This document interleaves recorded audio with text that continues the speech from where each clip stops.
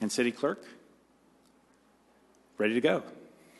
Mayor Cernanik? Present. Mayor Pro Tem Beckman? Here. Councilmember Brinkman? Here. Councilmember Cole? Here. Councilmember Stallman? Present. Councilmember Stein? Councilmember Valdez? Okay, we do have a quorum. If you could please stand and join me in the Pledge of Allegiance.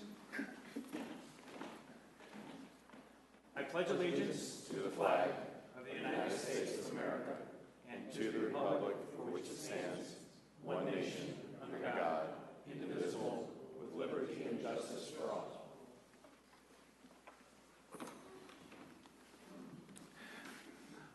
Thank you. And one change I'm going to suggest to the agenda is we reverse the order of 5B and 5C to have the unscheduled public appearances first.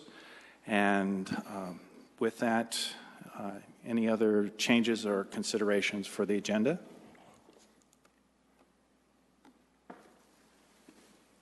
Seeing none, looking for a motion to approve 4A, 4B, and 4C. I will have that in just a second. I move that based on the clerk's certification, the July 1st, 8th, and 15th, 2014 video recordings be approved as the minutes for those meetings. Second. Okay, we have a motion and a second on the minutes. Council ready to vote? The vote is 5 in favor. The motion carries. Thank you. And moving to citizens' appearances, we have no guest citizens. We do have the opportunity for unscheduled public appearances, which are an opportunity for any citizen to express opinions or ask questions regarding city services, council policies, or other matters of community concern that are not part of the scheduled agenda.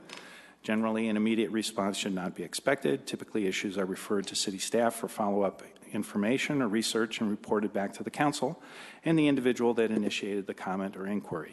If any citizen would like to speak during unscheduled public appearances, please complete a green citizen card, which is located at the table at the entrance to the council chambers. And if you haven't already, please provide the green card to the city clerk or leave it at the podium. And first of these is Jennifer, oh boy, Jennifer. Cadera, as well as Mark Entrick.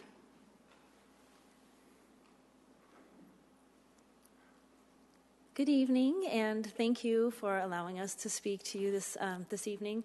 My name is Jennifer Cadera. I am the president of the TLC Toastmasters, which is known as Toastmasters Littleton Club. And we actually meet right next door here every other Wednesday night. And our next meeting is tomorrow evening. But thank you for this opportunity to tell you about how wonderful this club is and how it can help and provide guidance and improve skills for any level of experience in terms of public speaking and leadership. So we just wanted to, I guess, express how important it is that we get the word out and allow anyone who's interested open to join our club. And I'm going to turn this over to Mark now. He's going to add a little bit more about our club and talk about some other opportunities that come up, such as competitions that you are allowed to participate in. So, Mark? Thank you, Jennifer. Mayor, City Council, thank you so much for this opportunity, and thank you so much for all that you do for the City of Littleton. We appreciate it, we see it, and I think just develop a strong appreciation for it more and more every day. As Jennifer was saying, we do meet here in this building, and if we could have more of you come, we could meet more in this room than we do in the community room. We'd love to have you here. As she said, we're not just a speaking organization, we are a leadership organization. We help people grow in so many ways, from speaking publicly in a situation like this, where they're coming as a citizen, maybe even as a city council, growing in their career. We come to help everyone do that, again, in speaking and in leadership. We have contests coming up here next month. We're going to be talking about tall tales. So all of you in politics could really come practice. Okay, not really, but it is about tall tales, and it's about evaluation. So you help evaluate each other in speaking. It's a competition so you can grow and learn and build from that area. And then this coming spring, we're going to have an international speaking competition. You'll be competing against people who want to speak internationally around the world and you can become a quite internationally known speaker. We also do table topics, and that's a short opportunity for someone to give you a small subject, very similar to what you might do here. Give you a subject on something to talk about, and you have 2 to 3 minutes to speak on that to the audience. And I do want to say that you might hear some of that tonight coming from us, but we'd love to have you, the audience. Everyone from Littleton's invited. We do not have any kind of constraints, whether you're Littleton or any of the metro area. We'd love to have you come. It's on the first and third Wednesdays of each month. Starts at 5:30. We end about 6:45. So we are meeting tomorrow night. It'll be our first Wednesday. Then again in 2 weeks, first and third Wednesday. Short meetings, great competition for if you want to compete, great camaraderie, and again, helping each other in leadership and communication. We'd love to see each and every one of you there, as well as our fellow citizens. Thank you so much. Thank you, Jennifer and Mark. Thank you for what you offer.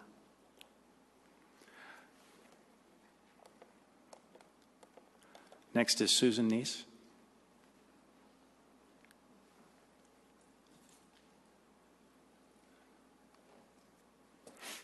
Hi, good evening.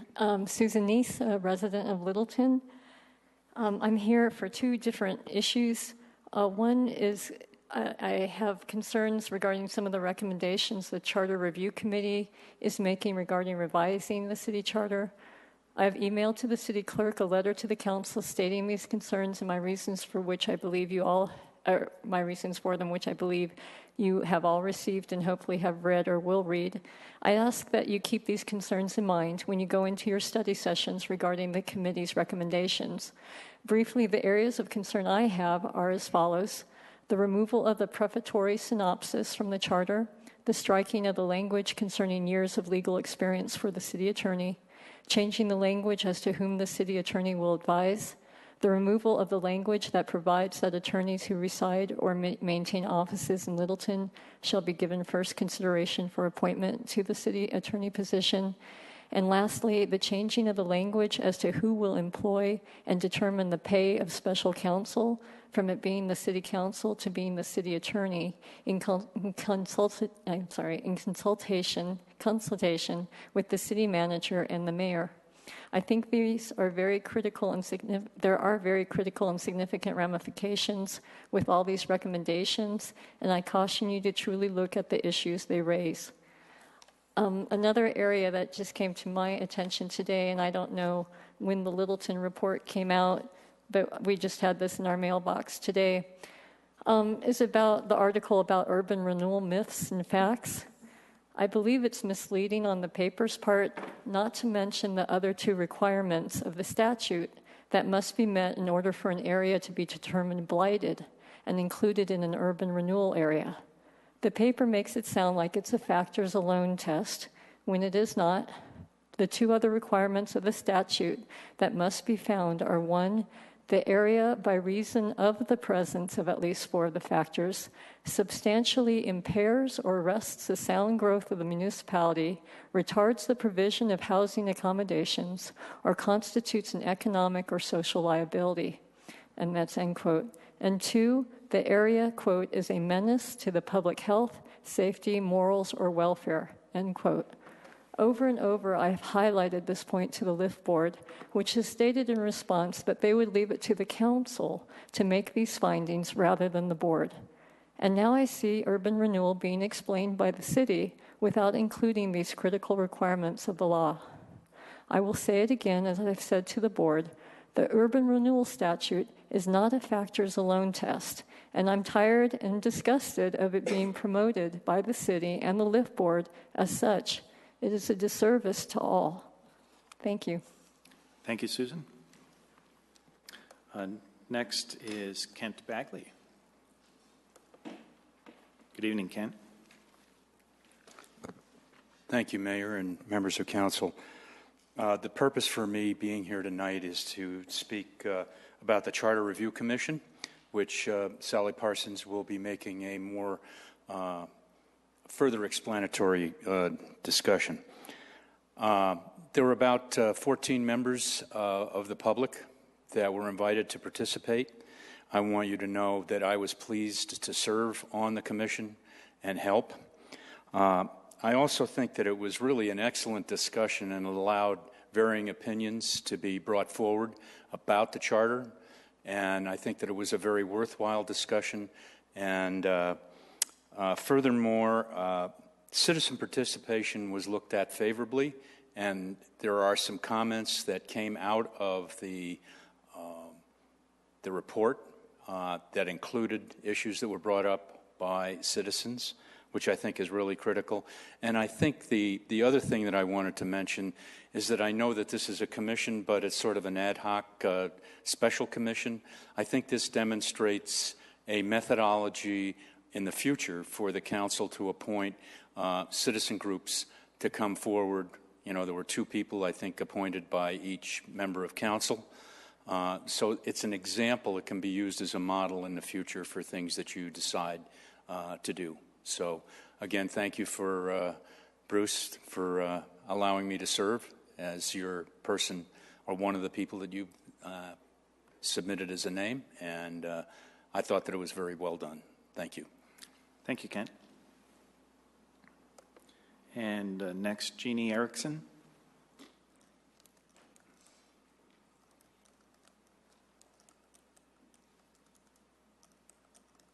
Good evening. Jeannie Erickson. I live in District 1. I would like to thank Jerry Hill for speaking at the last City Council meeting to make us aware of what was being proposed for Geneva Village and how it could possibly affect the residents. I was quite concerned to find out that someone thought it would be a good idea to raise the rent at Geneva Village by $50 per person per month. Many seniors that are on a fixed income may have to make a choice of eating or purchasing medicine if their rent went up by $50. Many of our elderly are stretched to the limit, living month to month. What kind of city are we becoming? What has happened to our morals? What has happened to respecting our elders and taking care of them? We seem to be more concerned about spending taxpayers' money on trendy signs that don't even match our historic downtown Littleton than the most precious people in our lives, our senior citizens. My suggestion regarding signage for downtown would be to let the downtown businesses, along with the Littleton Historical Society, get together and decide what would be best for signage in downtown and the gateways. They are the experts in the retail field of downtown Littleton. They have the businesses. They know what works. I have a feeling they could do it for a lot less money. Take the money that is saved by not purchasing the 7-foot-tall steel titanium colored signs, the new benches, the new garbage cans, the new planters, and the new swoop-de-doos at our gateways and use it to properly maintain Geneva Village for our seniors. We as a city need to get our priorities straight. I would like to end with this quote. Our lives begin to end the day we become silent about things that matter. Martin Luther King, Jr. Thank you. Thank you, Jeannie. And you might be happy to know that the rent increase has been indefinitely tabled. Any other unscheduled public appearances? Okay, Susan, you will have a chance to report with Sally as well. Good. I wanted to take just a moment, thank you, Council, for accommodating me. It's good to see you all again. To mention that the Littleton Immigrant Initiative is having a fundraiser August 28th. I think some of you know about this. Thanks to those of you who've already purchased a ticket. It'll be at First Bank down on County Line Road from 6 to 8 p.m. with a silent auction. And I think most people are aware now, I hope they are, that the Immigrant Initiative works across the metro area supporting programs that assist immigrants.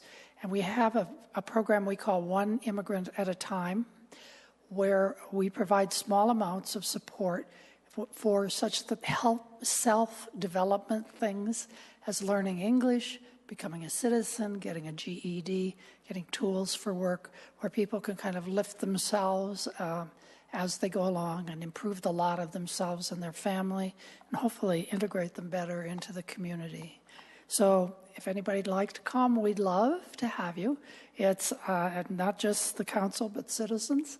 You can get tickets at the door, 6 to 8, August 28th, or on connectingimmigrants.org. Thank you, Council. And you also want to let them know if people can't attend, you are more than happy to accept contributions. Absolutely. Donations much appreciated. Thank you, Peggy. Thank you very much. Thanks, Deb. Thank you, Susan.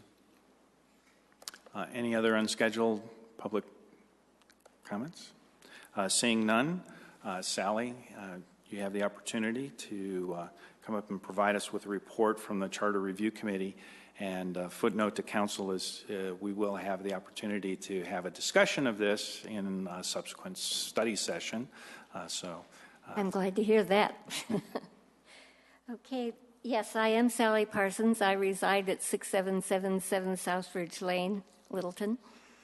I'm very pleased to serve as chairman of the Charter Review Committee and with Susan as vice chair. And I'm going to read to you the list of people that you appointed. There's Kevin Koskoff, Stu Maher, Brian Vogt, Steve Brainerd, Karen Millspa, Norm Brown, Bill Long, Leonard Rice, Susan, Kent Bagley, Don Schiff, Tom Wooten, and Kimberly Field. I think it was a wonderful, diverse group. Every one of them was dedicated to the chore. Each were able to contribute a great deal, and attendance was very good. We were able to complete our charge on time, and I think with a complete document. Now, I'm sure you all have you all had a chance to look through it? Okay.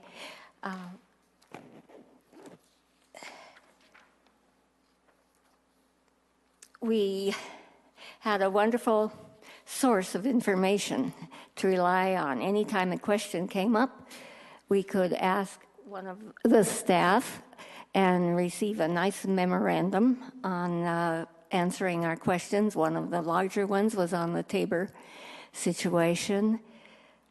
We were given copies of, I think, 10 different home rule charters from cities within the metro area. Each one is interesting in that it reflects the flavor of their community.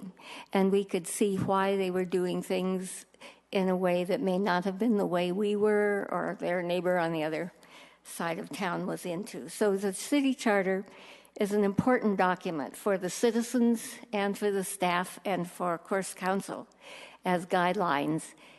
We stayed on the guideline idea. Too much specifics in the charter creates confusion. We did recommend deleting several sections and rewording in a number of places. Since this charter was originally written in 1959 and has not been completely reviewed in total since then, we had some fun things to look at and realize we have grown beyond our efforts. However, at the same time, we found that our predecessors were quite wise in selecting home rule as a guide for the growing cities. We were one of the first. In addition to comparing the other city charters with ours, and we also had review of your legislative rules, of your protocol, and your goals as you had adopted them earlier this year. Some of us would like to see more of that kind of thing and be sure that that type of effort is recognized either as you have done this year or included somewhere in the charter. We did not put that in the charter, though. That's up to you. Okay.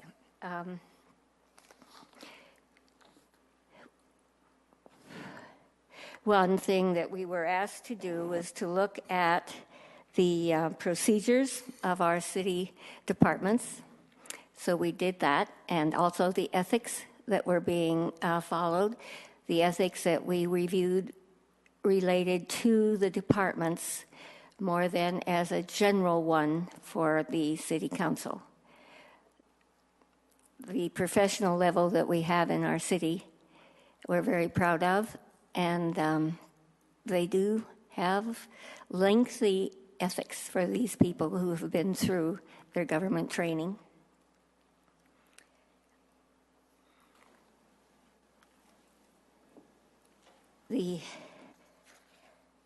One of the things that was recommended, I think that you may want to discuss on your own, is to change the time that the council is installed after an election.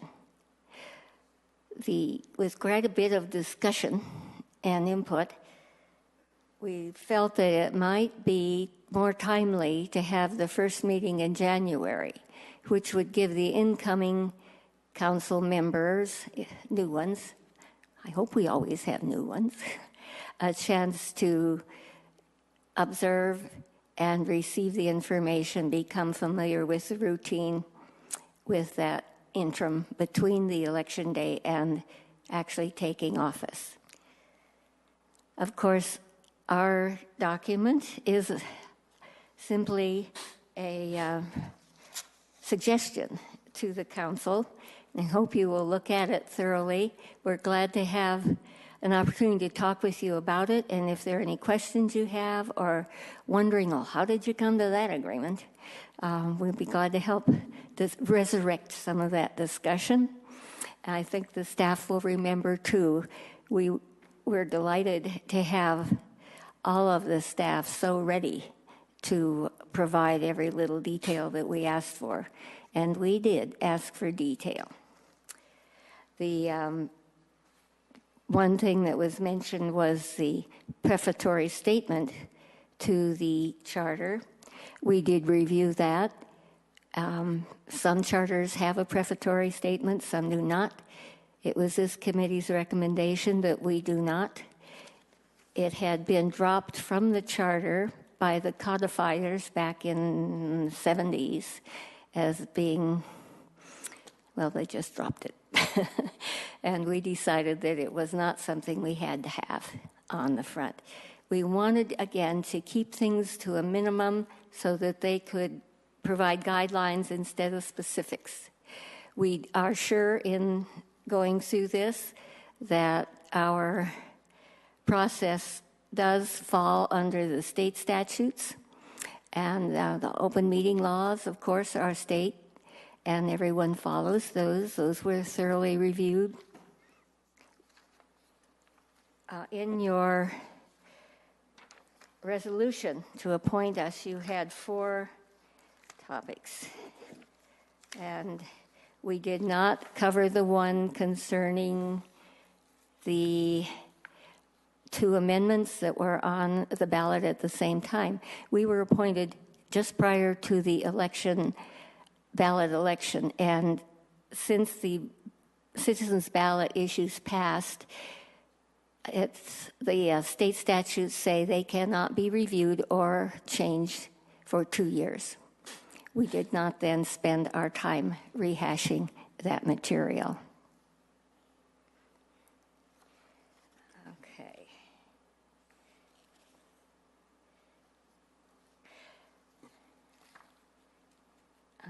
I think that the last paragraph on the pages, our original charter was 29 pages, and on this charter that we've submitted to you has been divided into 3 columns, 4 actually. One, of course, is the material of the charter itself, and then the support staff recommendation and the charter committee's recommendation. So you can probably see them. They don't always read straight across, but close. Okay. In our certificate of adoption, on the last page, it was suggested that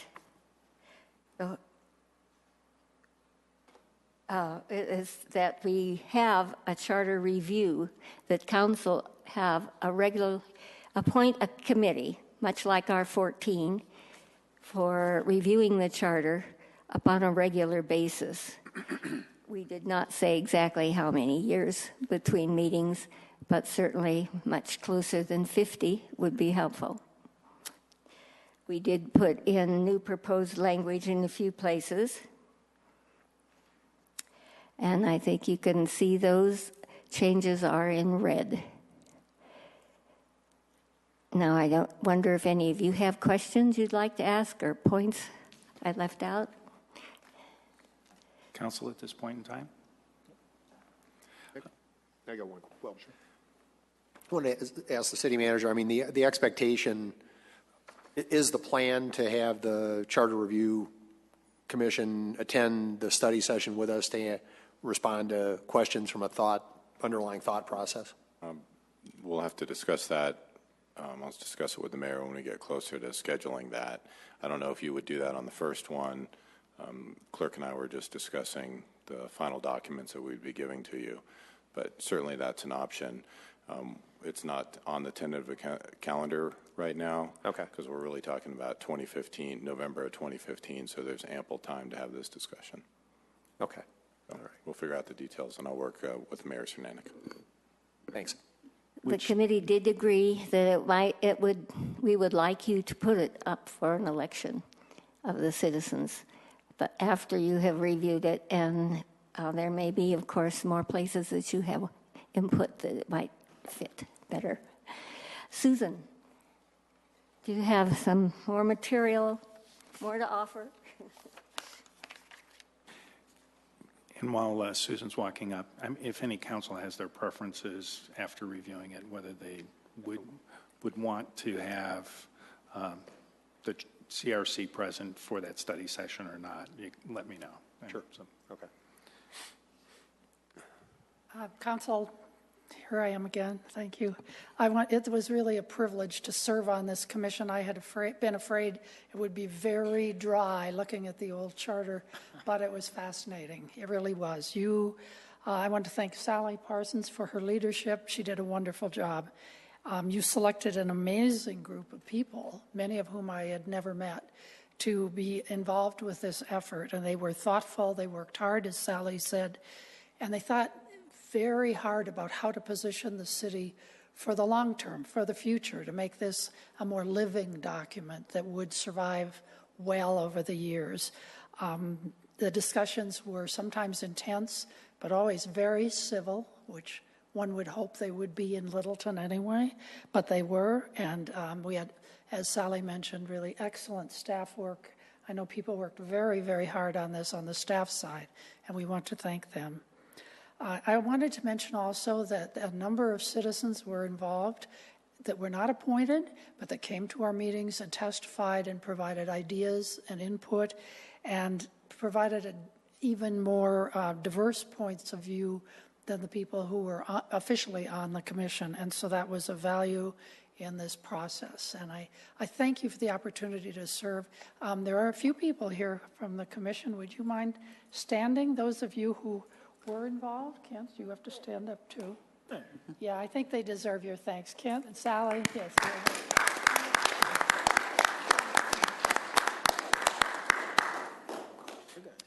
Certainly, Susan, Sally, and others, thank you so much for your service, because I know those often it was a Wednesday and ended up maybe more time than what we had originally estimated. And certainly more, quality thought was our expectation. And having done my first review, know that there was a lot of thought that was placed into it. So I look forward to our council's discussion and what direction we move in after this. So thank you very much for your service. Appreciate that. And if you choose to stay for the rest of the meeting this evening, that's your choice. So, Thanks, Sally. Yeah, thanks very much. thank you. Now we move to the consent agenda. The consent agenda items can be adopted by simple motion. All ordinances must be read by title prior to a vote on the motion. Any consent agenda item may be removed at the request of a council member. First is item 6A, which is 27-2014. It's an ordinance on first reading, approving a First Amendment to intergovernmental agreement for emergency services with West Metro Fire Protection District. Next is 6B. It's Resolution 42-2014. It's a resolution authorizing the approval of a licensing agreement between the City of Littleton and Kent Fire Department Regional Fire Authority. Item 6C is Resolution 68-2014. It's a resolution authorizing an intergovernmental agreement between the City of Littleton and the town of Columbine Valley for the use of the Littleton Municipal Courthouse. Item 6D is Resolution 72-2014. It's a resolution authorizing a Fifth Amendment to agreement regarding conceptual design of drainage and flood control improvements for South Platte River in South Platte Park. Item 6E is Ordinance 19-2014. It's an ordinance on first reading authorizing an intergovernmental agreement between the city and the Colorado Department of Transportation for reimbursement of costs associated with the operation and maintenance of traffic control devices on state highways within city limits. And that's to get us back into process on that one. Item 6F is Resolution 67-2014, a resolution voting in favor of increasing the Fire and Police Pension Association member contribution rate for pension contributions. Looking for a motion for approval of the consent agenda. Motion to approve consent agenda items 6A through F. Second. Okay, Council, we have a motion and a second. Please be prepared to vote. The motion is 6 in favor. The motion carries. Thank you. Next up is ordinances for second reading and public hearing. This is a second reading authorizing the purchase of a portion of the Metro Mayflower site for completion of construction of the Littleton Community Trail. It's Ordinance 26-2014. Is there a staff report or questions? 4. Thank you, Mayor and Council. This evening, my name is Bob Deeds. I'm the Acting Director of Public Works and the Director of Engineering and Utilities for the city. We are nearing completion of our community trail along the city ditch, the historic city irrigation ditch, and we have a parcel of property that we need to purchase in order to complete the trail connections.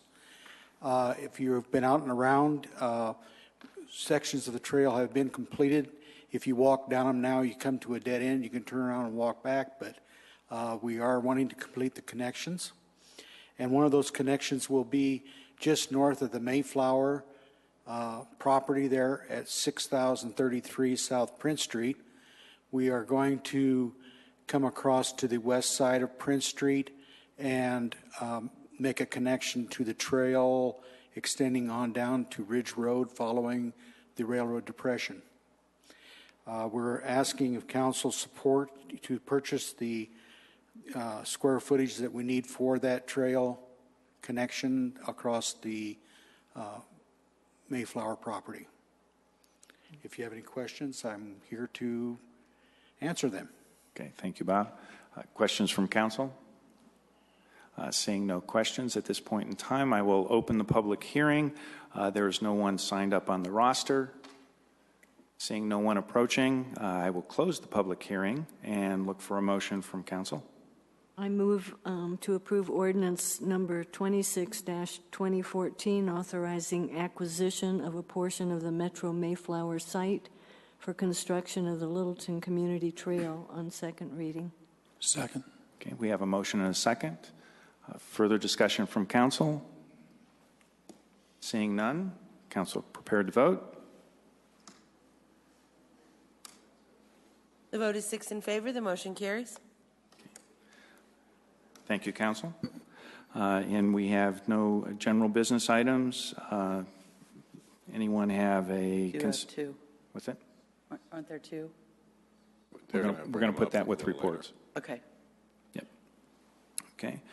Which moves us to consideration of authority, board, and commission matters. Anything outside of council reports? None. And then we move to reports. City manager. Thank you, Mayor. I just wanted to let you know, as you can imagine, we've been knee-deep in the 2015 budget process.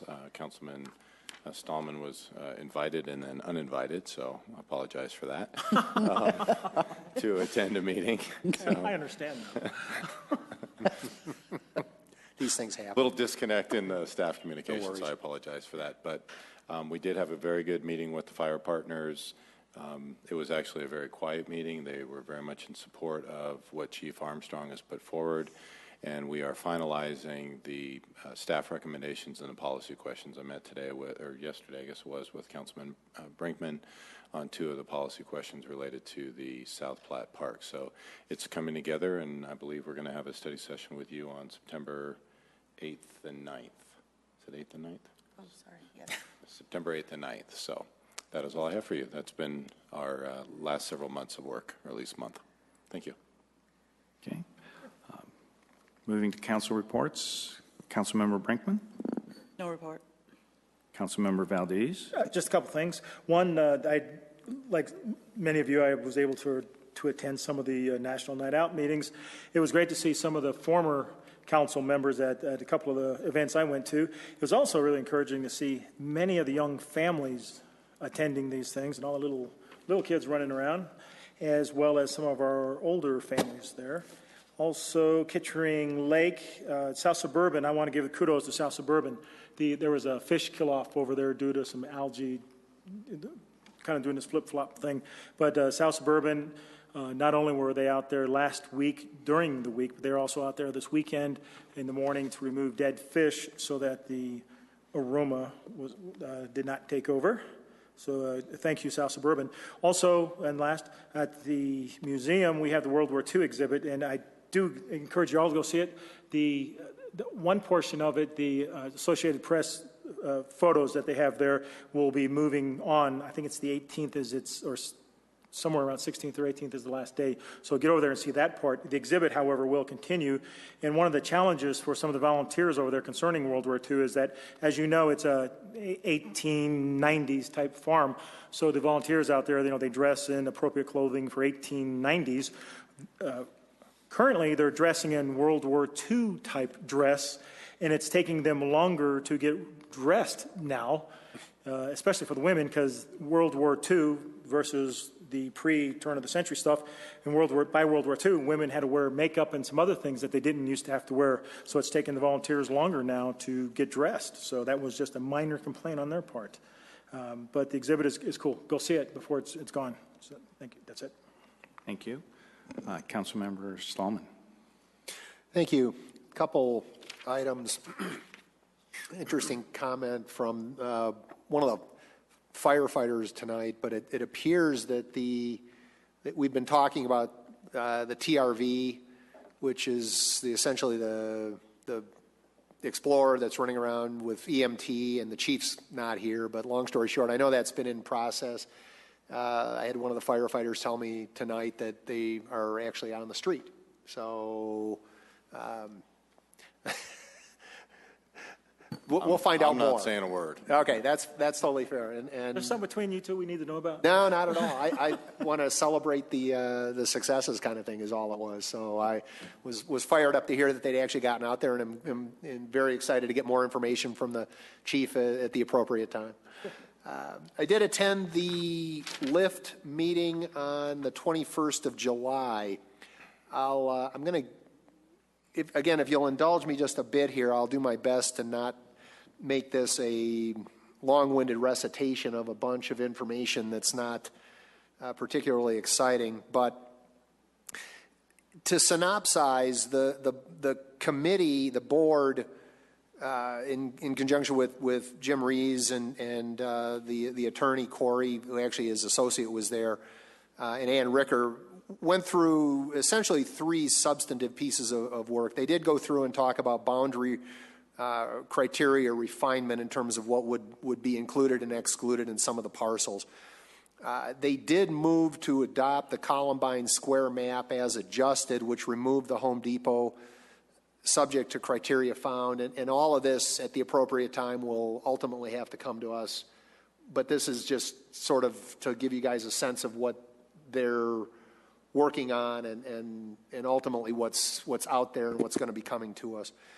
I'm going to get into a number of the citizen comments that precipitated a lot of deliberation amongst the various board and support members, as well as the community. There also was a motion to adopt the 3 Santa Fe maps as adjusted, and interestingly, Columbine Square was done 6-0, but it was a 4-2 vote on Santa Fe. There were some concerns about subsidizing potential development of ENSER. Let's see, there were questions about, mainly because there's nothing developed on ENSER at this point, but it was pointed out there were problems with that property from a variety of perceptions, not the least of which is floodplain and so forth, where infrastructure could come into play and be very beneficial from the standpoint of someone who's interested in developing. But long story short, the board did approve it. They approved the IGA with the city, a new open records request form, a new agenda format, a communication infrastructure group contract to try to help explain process, which is an ongoing concern. And there's some ongoing discussion about how to get the packets out and make sure that information is readily available to the public. Now, 3 items that actually were of substantive construction, and I summarized these in a relatively long email to you guys, and I won't go through the whole thing, but as much for public consumption as anything, the 3 topics that really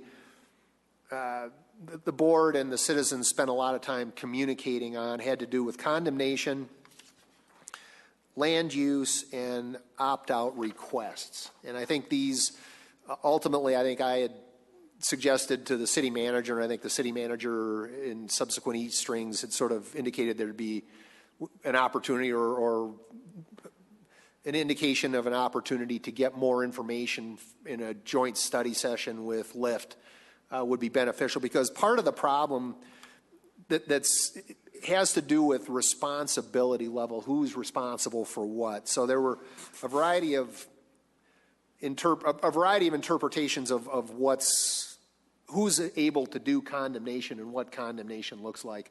For example, I had pulled out some stuff from the little reference book that I've got, which is an interpretation of Colorado law by various employers. It's not the state statute, and I'm not quoting case law. And for full disclosure, I'm not an attorney, so you guys should take that for what it's all worth. But it in a way that in interpreting the statutes for folks who are laymen, the documentation of that particular publication, this Colorado Land Planning and Development Law, suggests that there are a variety of constraints on the ability to engage in condemnation. And as I said, I won't go through all of that because I gave you guys the email, and we can certainly talk about it with subject matter experts at the short run. But what seemed to be really the crux of the issue was, where does the responsibility for a lot of these things lie? And the board and the citizens were struggling with it, and I'll raise my hand and suggest that I've been struggling with it a bit as well, in terms of LIFT as a urban renewal authority has some level of responsibility for recommendations. Council clearly has some level of responsibility, but there's some gray lines there, in my opinion, in terms of who should be doing what, when, why, where, and how. And I think the more we're all on the same page with the board, with council, and with the citizens, the easier the process will be to assimilate. Land use was sort of the same thing. There was a pretty spirited conversation about, what land use requirements are applicable, and an interpretation of the statute suggests that an urban renewal plan Let's see, specifically it says statute permits flexible urban renewal plans that can be tailored to fit the needs of individual urban renewal areas. Plan must be sufficiently complete to indicate those redevelopment activities. Examples of redevelopment activities for a given in a statutory definition include, among other things, rehabilitation, redevelopment, zoning, and land use. So the assumption that land use or rezoning could come into play in one of these is not an unreasonable interpretation of statute, but it's not clear where the recommendation for such a thing should fall. And so that's an important consideration at some level for all of us to be on at least the same page in terms of the same page of the playbook or the same sheet of song music so that we're singing in harmony, I guess. And the last one that's interesting is, and doesn't appear to have a whole lot of information readily available, I'm suspecting there's more in state statute, has to do with the opt-out clause. So for example, the veterinary clinic over on Santa Fe has sent a letter to LIFT requesting that they be excluded from one of the Santa Fe maps. And at the meeting on the 21st, there was another individual who has a property on Santa Fe who asked to be excluded or to opt out. But it's not, but there may be reasons for potentially leaving those properties in, notwithstanding it's entirely acceptable for the owners of those properties not to do anything with the properties from an urban renewal participation standpoint. So you can be in the area, but you don't have to enter into any of the urban renewal activities. And so it's not clear whether honoring a request to opt out is a good thing or a bad thing or a neutral thing, and it's not clear that not honoring it is good, bad, or indifferent either. So I think more information on that, and clearly the LIFT board, I think, had some concerns or questions in the same vein. So I'll stop there. My intent with these quote-unquote liaison reports, as I said, is to make sure I'm giving you a flavor, giving us all a flavor, and then anyone who's interested in the public, for the types of things that are occurring in conversation with the board and with citizens, because it won't be entirely too long before we're going to get some of the same information coming directly to us. And the better versed we are in these complicated, complex topics, the easier it will be for us to ask the right questions, to seek out the appropriate information to make an informed decision, which I know is absolutely what we all want to do. So thank you. Thanks for your email. It was a good email. Appreciate that. Yeah. Thank you. And just on at least my one thought, not to open this for a huge discussion, is when you're talking about the rehab, land use, rezone possibilities, to some extent that's down the stream, at least when a developer or contractor or someone that's interested in some piece of the property may bring that up as a consideration. So it's not necessarily something that's done before the RFP, or it's opened into the RFP to come through. I think what you're saying is correct, that certainly a land use decision could be requested after the fact, but the interpretation of statute says that the urban renewal plan that we're going to have to vote on can in fact have a variety of attributes: land acquisition, demolition, rehab, redevelopment, zoning, land use, building requirements, and public improvements. So contemplation of that isn't outside of the realm of the statute. Agreed. But yeah, I certainly think the logical progression could be down the road. There was a lot of concern by the citizens that we could stipulate, somebody could stipulate, well, this is commercial now, but we want it to be something else later, and that was a cause of concern. Thank you. Anything else? No, I'm good. Thank you. Okay. Councilmember Cole? First, I want to, thank you, Bruce, for what you just said. And second, what Jerry said about the National Night Out parties. They're an incredible number of neighborhood groups with wonderful folks all over the city. Wish we could have all had time to visit all the parties. I think there were about 42 scheduled. Then the rain sort of spoiled the beginning of all that. But when that cleared and we could get out and around, just wonderful folks, lots of little kids all over the place. One party had little triplets. Several parties had bunches of babies. Just wonderful.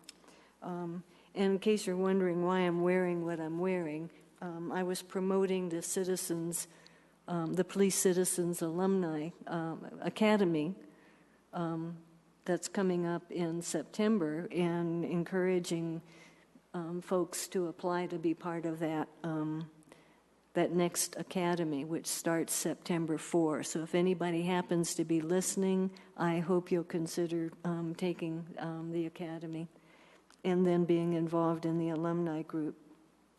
Then, based on several things that I've heard from various council people, either in public meetings or just in conversations, I would like to make a motion. So I will go ahead and make a motion. I move that council directs staff to bring council a resolution clearly stating that the city council will not use eminent domain or condemnation for urban renewal. Second. Councilmember Cole, comments? Pardon? Comments on your motion?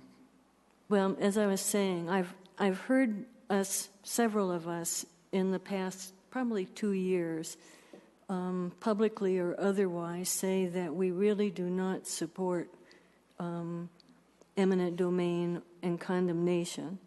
We haven't had that kind of conversation fully. We've had it a couple of times in study sessions. But my sense was that we really are not supporting that.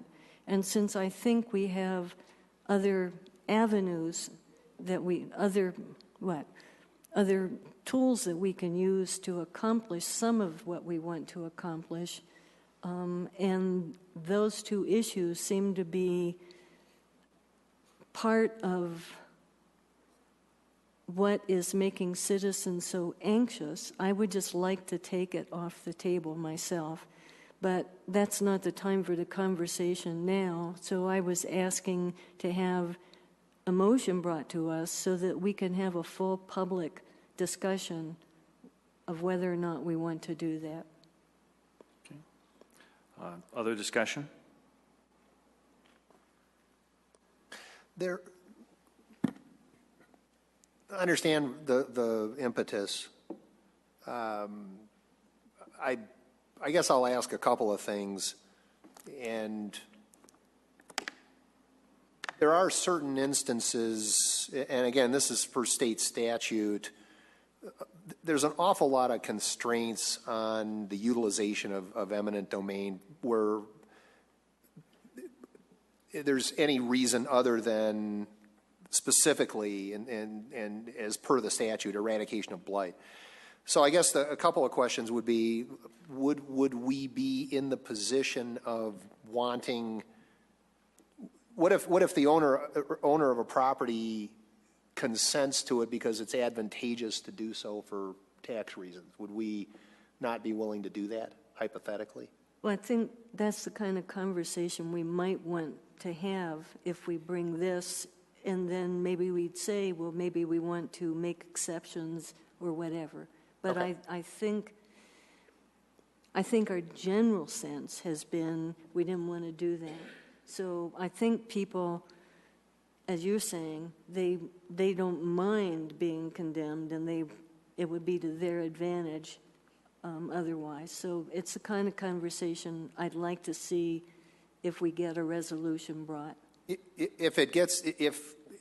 Assuming this moves forward, I guess my request to staff then would be to, as part of the background information for such a resolution, that we get the state statutes lined out in terms of what the actual condemnation law state is today versus, because a lot of this is potentially a reflection or an echo of things that went on years ago.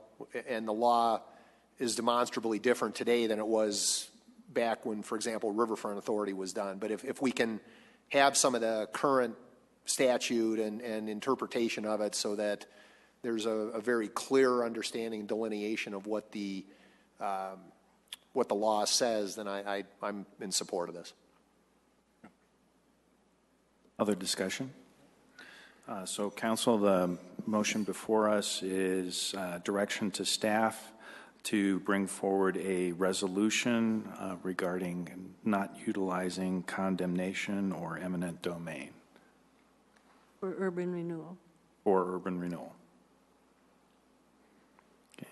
Questions on the motion? Seeing none, Council ready to vote? Yep. The vote is 6 in favor. The motion carries.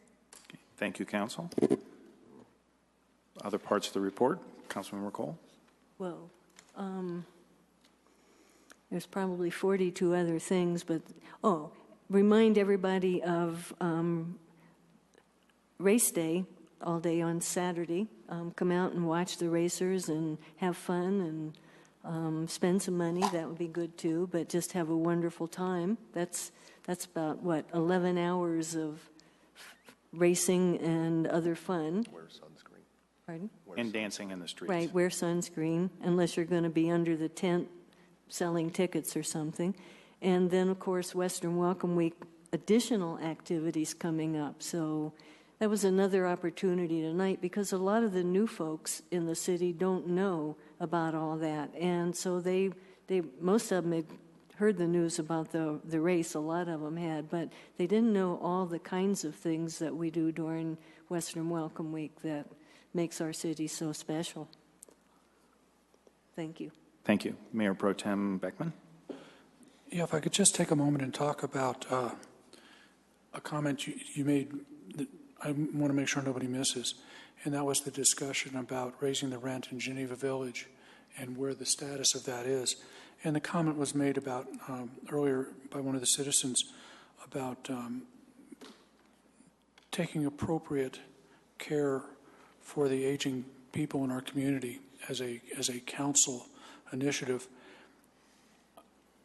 Last study session, Kay Wilmisher talked to us about Aging Well in Littleton, which is the initiative that we do have. And she talked about two things that are ongoing, the Aging Well Resource Center being put together up at the library. And if you've been at the library, you've seen it looks like a steam room almost. It's got tinted windows, and it's in the area of the first floor there, and it will be operative in September to provide a resource center for senior citizens. And also we're initiating with considerable effort by the city to be the primary sponsor for a senior reach out program, Senior Reach program. It's a resource program that provides alternatives for seniors that have issues that are getting in the way of them living a productive senior life, and they can run the gamut. Those two programs are being put together by the city and are part of our program. And then we have some futures also, a coalition on aging well and working more with Dr. Cog on theirs. So clearly those are council initiatives for aging well in the city, and it is very much our concern. And I received some very well put together comments about and concerns. Jerry, you had mentioned them in public. If I could recognize you for that, but I also got some great letters. Clearly, those are significant issues in this community. We've got some very smart people working them. We've got some tremendous input from a lot of folks, including the seniors themselves. So I feel pretty confident that we're doing the right things in that area. Okay. Thank you, Bruce. I want to echo the National Night Out piece, and I'm sure from all of us, very thankfully, to those folks that step forward to host or hostess the events, because without the locations for the various folks in the neighborhoods, and that's certainly a strong piece. And then a thank you from at least me to staff, seeing the police and the fire folks out there interfacing with the community. It was just brought a lot of joy to the kids. We figured we could stuff about 3 kids into some of the closet compartments on the fire truck. I'm not sure whether they did a head count after the fire truck left or not, but so we'll know if we have a few young fire people for us. So that is certainly thankful, and having neighbors get together with neighbors and having some joyful time is wonderful. One of the things we haven't spent time talking about is the Affordable Care Act, and I'm not going to talk a lot about the act except that its impact on some of those organizations that provide services to our citizens that are in the community. One of these is Doctors Care, and even some of the board members of Doctors Care thought of Doctors Care mission as bringing services to the underserved, and the connotation there was the uninsured. Well, with the Affordable Care Act, technically there aren't any folks without the ability to have insurance unless they're undocumented. And what that has done is caused some havoc to what many of us may know as the sliding fee scale system that Doctors Care had been using. And I'm part of a group that's helping on a strategic plan review for Doctors Care, taking a look at post-ACA and recognizing that it is a changing environment. The focus is actually putting together a 2-year plan as things may or may not settle out as we look at that. And whether we're supportive or not of the Affordable Care Act, it has an impact on those folks and those folks providing service in the community. And so, what do you do with 1,200 plus volunteer medical and healthcare providers and still a lot of folks that don't understand the system or may have gone for what had been copper and possibly even future referred to as bronze plans that have deductibles or copays that they can't afford.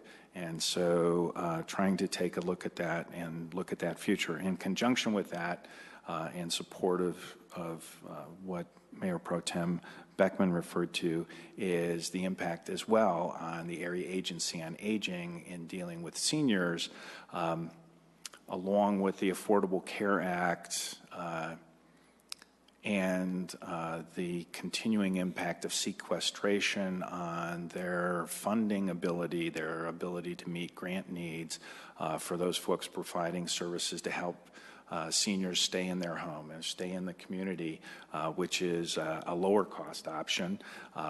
Taking a look at their service model and looking for partners. And part of it right now, I'm on that advisory committee there, is working with hospitals and other care provider organizations that are kind of having these new requirements in transition programs. Something that a lot of the clinical statistics had is readmission rates. Well, now there are penalties out there if your readmission rate exceeds a certain threshold. And so there's a financial partnering that's occurring, and the Area Agency on Aging actually has a network of 30 agencies out there providing services in the community. So they're in a unique position, and they have some model programs coming through CMS to help in that transition arena. And just to let you know, their early on statistics are very, very encouraging, because where other folks are up in the 20 and 30% readmission rate with transition programs, the Area Agency on Aging, in conjunction with their 30 partners, is running about a 7% readmission rate. And so it's a tremendous improvement in that. The question is, can we get, or in looking at the processes to get the costs in line. So very rich discussions occurring, and some very important folks that are impacting not just folks in Littleton, but folks across the region. And then along with others, want to encourage folks to participate in Western Welcome Week. We certainly have the bike criterium this Saturday. We have the pancake breakfast coming up, and so take a look at your little blue flyers or check the city's website for the connection to Western Welcome Week for your opportunities to participate in stick horse races or whatever it may be that you have. And then last item that I have is actually a motion, so I'll be looking for a second on this. Prefacing comment is, as the council's aware, Deb and I, with Deb doing a lot of the work, have been working on a process to deal with the performance review for our direct appointees, being the city manager, the city attorney, and the municipal judge. And to move that forward to its next stage, my motion is to appoint Mayor Pro Tem Beckman and Councilmember Brinkman to serve as the members of the committee responsible for directing the council appointee review process on behalf of council. Second. Okay, we have a motion and a second. I've given you a statement. Other comments? Seeing none, council ready to vote? And so this motion would approve Bruce and Deb serving as the members of the committee. The vote is 6 in favor. The motion carries. Thank you. Before you adjourn, if I may, I forgot one item that you all may or may not be interested in, but remember the back-to-school night in the Northeast neighborhood. That will be this Sunday, and I think it starts at 4. If you want to know for sure, let me know. But the city used to be in charge of it. It has kind of turned this over to other folks, but we are providing some police support and tents and some other things. But it's always a joyous event. So if you have time to stop by, I hope you will. And for those youngins that are looking forward to school starting towards the middle or end of next week, congratulations. Summer's nearly over. And with that, we